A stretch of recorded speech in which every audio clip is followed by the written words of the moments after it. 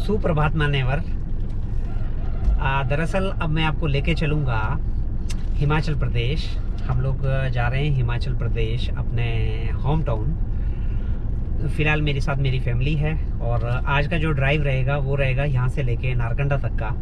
और मुझे ये जो ड्राइव है ये ज़बरदस्त लगता है हर बार। तो आइए फिर आपको आने वाली जो सीरीज़ है उसमें आपको मैं हिमाचल प्रदेश घुमाऊँगा। वहाँ पे हम लोग ट्रैकिंग करेंगे।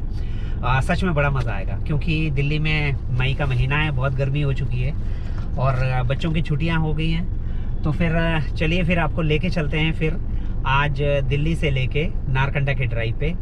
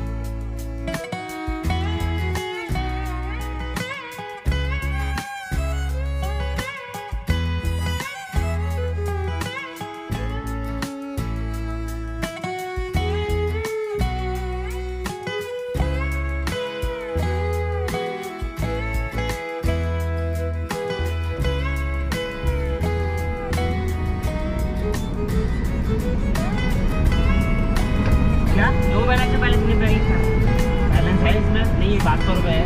नहीं 700 रुपये है आपके सामने। अरे 700 रुपये बैलेंस है भैया।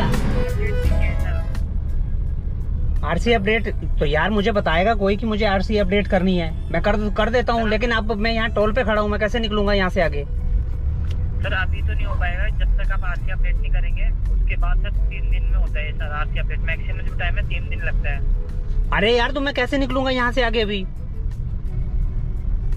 सर मैं आपको बताना चाहूँगा सर, आपने अपलोड कर देते तो सर हो सकता था, मगर सर आपने अभी अपलोड ही नहीं किया है तो सर आपको वेट करना पड़ेगा।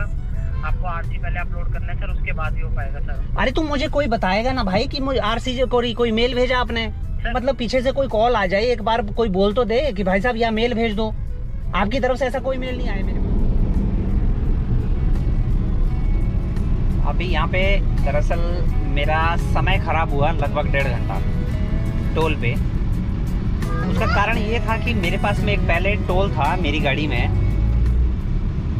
वो जो टोल का जो फास्टैग लगा हुआ था वो लगा हुआ था पेटीएम का, और आप लोग जानते हैं पेटीएम का जो फास्टैग है वो बंद हो गया था। तो जिसकी वजह से मुझे जो है लेना पड़ा नया जो मैंने लिया है वो लिया है ICICI बैंक का।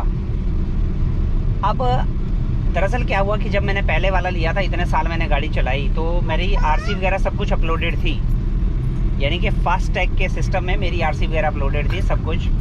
तो मैंने दोबारा से दूसरा लिया और ICICI बैंक ने मुझे बताया ही नहीं कि आपको आरसी अपलोड करनी है। ये मेरे साथ हुआ है चंडीगढ़ के बाद का जो टोल प्लाजा है। उससे पहले जितने टोल हैं वो सब चल रहे थे, कोई बात नहीं। मेरे पास कोई मेल नहीं आया। अब फिर मैंने उनसे बात की, उनका कहना है कि हमने आपको SMS भेजा था। आज के टाइम में एसएमएस कौन देखता है, आप एक बात बताइएगा। ठीक है, कम्युनिकेशन के और भी तरीके हैं। जब आप किसी से पैसे ले रहे हो उस सर्विस को देने के, तो आप एक कॉल कर लेते या मुझे मेल कर देते, क्योंकि ज़्यादातर लोग जो है मेल देखते हैं, या कॉल पे बात कर लेते कि सर आपको अपनी जो आरसी है वो अपलोड करने की ज़रूरत है। जब मैंने ये लिया था तो उसमें लिख के आया था कि 120 दिन के अंदर अंदर आपको अपलोड करनी है। मुझे नहीं पता था कि वो एक दिन के अंदर अंदर ही ऐसा हो जाएगा। और मैं यहाँ टोल पे पहुँचा, चंडीगढ़ वाला जो सूरजपुर के पास में है, उसमें लिख के आया ब्लैक लिस्टेड। वो बंदा आया, फिर वो मशीन से इसको भी स्कैन करने लगा, कह रहा सर ब्लैक लिस्टेड आ रहा है। कस्टमर केयर पे बात की, उनके पास कोई ऑप्शन है ही नहीं इसको एक्टिवेट करने का।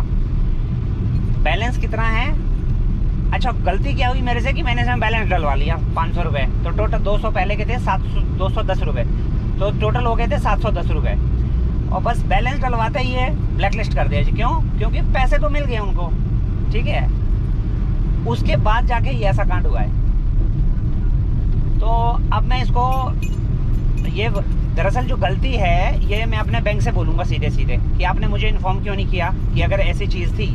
और अगर आप मुझे मैसेज भेज रहे हो, पहले जो सबसे पहली बार आया था कि 120 दिन, यानी कि जो बुकलेट आया तो उसमें भी लिखा था कि 120 दिन के अंदर अंदर आपको आरसी जो है अपडेट करना ज़रूरी है। अभी मैंने देखा वो 120 दिन तो खैर बहुत होते हैं, तो उन्होंने मुझे ऑप्शन दिया ही नहीं कि भाई मैं ये चीज़ आरसी जो है अपलोड कर सकूं। और ख़ास करके इनके पास में एक ऐसा तरीका होना चाहिए कि मेल भेजें किसी कस्टमर को। आज की डेट में सब लोग मेल देखते हैं, तो बड़ा परेशान हुआ। अब मैं ICICI का फास्टैग यूज़ करूँगा ही नहीं, मैं उसको बंद करा दूँगा। क्योंकि अब इन्होंने मुझे परेशान किया तो मैं इनको ऑब्वियसली इनको वो फ़ायदा नहीं दे सकता जो एक कस्टमर इनको फास्टैग पे जो कमीशन इनको शायद से NHAI दे सकती है। तो मैं कभी ICICI बैंक को ये फ़ायदा नहीं दूंगा। इन्होंने मुझे मेरा 1.5 घंटा लगभग ख़राब किया है। उस 1.5 घंटे ख़राब करने के एवज़ में इन्होंने एक कस्टमर खो दिया। ये बेचने के लिए बैठा के रखे होते हैं इन लोगों ने, उनको इंसेंटिव देते हैं इस बात का।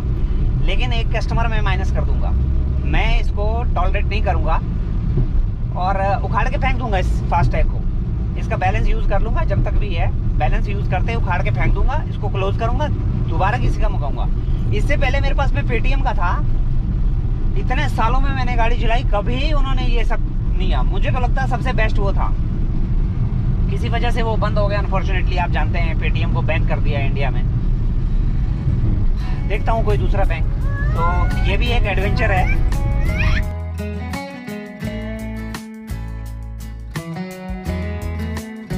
Welcome to Himachal Pradesh. हिमाचल प्रदेश में आपका स्वागत है।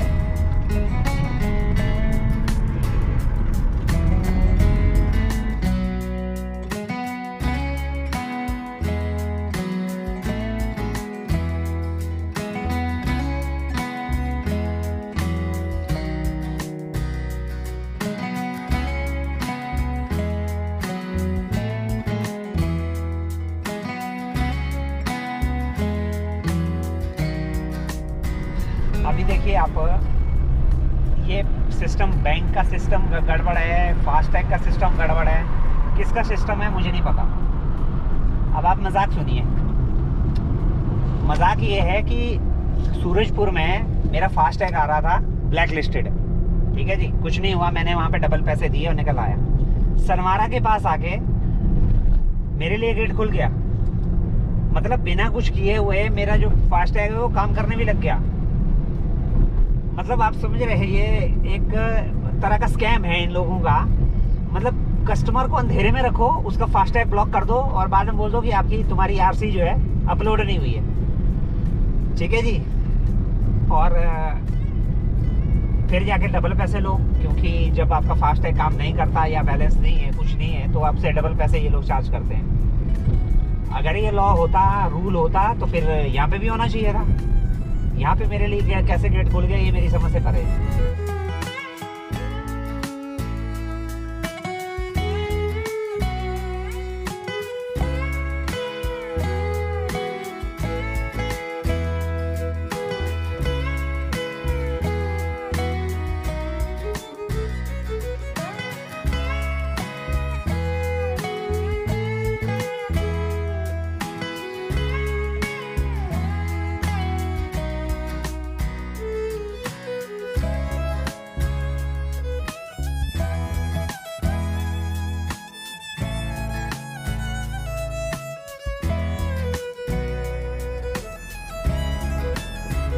ये हम लोग पहुंच गए हैं जी बड़ोग।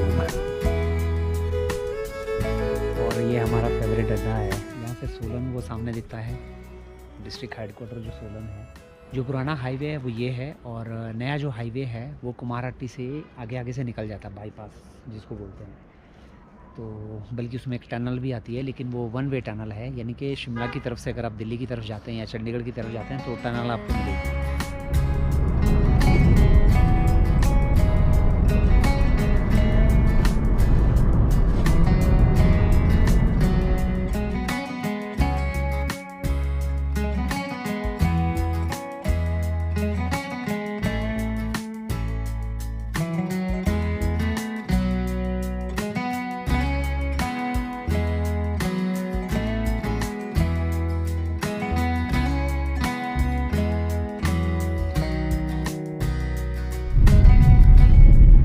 अभी आपको लग रहा होगा कि ये हाईवे को छोड़ के ये मैं कहाँ पतले रोड में आ गया। तो आपकी जानकारी के लिए बता दूं कि अगर आपको दिल्ली से या चंडीगढ़ से नारकंडा जाना है और आप शिमला का जो ट्रैफिक है वो अवॉइड करना चाहते हैं, क्योंकि शिमला में जो ट्रैफिक के हाल है वो जिसको बोलते हैं बिल्कुल बहुत बुरे हाल हैं, मतलब हेल है एक तरह से शिमला। तो मैं कभी भी जो है प्रेफर नहीं करूँगा जो लोग ऊपर की तरफ यानी कि अपर शिमला में जाना चाहें वो शिमला होते हुए जाएं। और क्योंकि हम लोग वहाँ पे पहुँचने थे शाम को 5 बजे और 5 बजे के आसपास ऑफिस टाइम रहता है, तो आप समझ लीजिएगा कि हम लोग वहाँ पे कम से कम 2 से ढाई घंटे में वहीं जाम में फंस जाते। तारा देवी से लेके दिल्ली तक पहुँचने में मुझे कम से कम 2 से ढाई घंटे लग जाते। तो आज मैंने लिया जी, हालांकि मैंने भी पहली बार ये रूट लिया है। ये रूट है कंडा घाट से अगर आप राइट की तरफ लेते हैं चायल रोड में, जो कि पहले आप साधु पुल पे उतरेंगे। साधु पुल एक जगह है, काफ़ी फेमस है यहाँ पे, और चायल तो आप जानते हैं बहुत सारे जो टूरिस्ट हैं वो चायल घूमने जाते हैं। तो उस रोड पे अभी फ़िलहाल हम लोग हैं, और अब हम यहाँ से सीधे निकलेंगे कुफरी। ना तो हम शिमला जा रहे हैं, ना शोगी जा रहे हैं, ना तारा देवी पहुँचेंगे, ना संजौली, ना ढली, ना ही छराबड़ा। हम लोग सीधे यहाँ से पहुँचेंगे सीधा कुफरी। सबसे बड़ी बात है जो डिस्टेंस है, डिस्टेंस तो सेम है, दोनों का डिस्टेंस सेम है, लेकिन इस रूट में आपको गाड़ियाँ बिल्कुल भी नहीं मिलेंगी, बिल्कुल ना के बराबर है, क्योंकि रूरल एरिया है सारा। और कम से कम इसमें मेरी गाड़ी जो है 40-45 में चल तो रही है। शिमला में तो ये समझ लीजिए कि आप इस टाइम पे, खास करके जो ये शाम का टाइम होता है ऑफिस टाइम, रेंगते हुए गाड़ियाँ चलती है, और तारा देवी से लेकर दिल्ली पहुँचने में हालत ख़राब हो जाती है। तो फिलहाल इसीलिए मैंने ये रूट लिया है, और आज इसको मैं खुद भी पहली बार एक्सप्लोर कर रहा हूँ।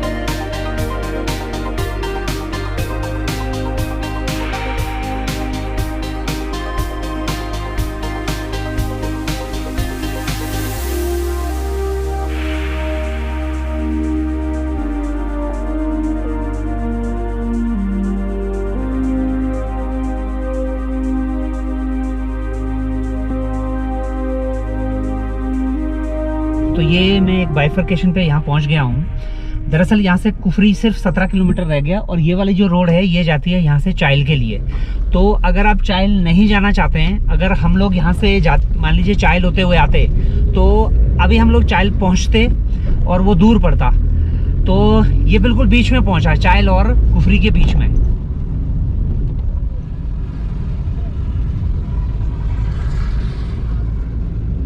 इस वाले रोड में जब मैं आखिरी बार आया था, आज से लगभग मान के चलिए 20 साल पहले, 20 या 21 साल पहले, तो ये कच्चा रोड था। मुझे याद है बाइक से आया था मैं चायल, अब तो बिल्कुल पक्का रोड हो गया है।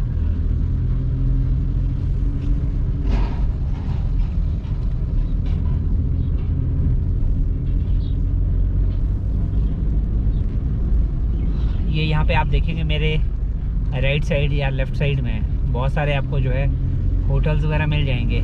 ये पूरा एकदम टूरिस्टिक एरिया है। अभी आगे आने वाला है एक जगह कोटी, और फिर उसके बाद आएगा कुफरी। यहाँ पे आपको बहुत सारे टूरिस्ट आपको इस जगह पे मिल जाएंगे। दरअसल ये मेन रोड है जो कुफरी को कनेक्ट करती है चाइल से। तो जो टूरिस्ट कुफरी जाते हैं वो फिर चाइल भी आते हैं इसी रोड से। लेकिन आज हमने इसका फ़ायदा उठाया शिमला के ट्रैफिक जैम से बचने के लिए, और उसमें हम लोग जो है सफल भी हुए। रोड बिल्कुल पक्का है, तो कोई भी लोग जो सोलन की तरफ से शिमला को अवॉइड करना चाहते हैं, या मान लीजिए कोई दिल्ली से आता है, चंडीगढ़ से आता है, लेकिन शिमला नहीं आना चाहता, शिमला के ट्रैफिक में नहीं फंसना चाहता, उनके लिए ये बेस्ट रोड है।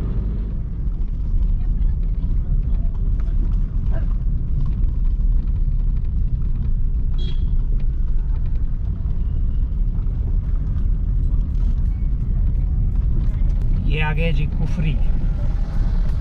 दरअसल कुफरी का टॉप है ये, और जो हाईवे है वो थोड़ा सा नीचे है।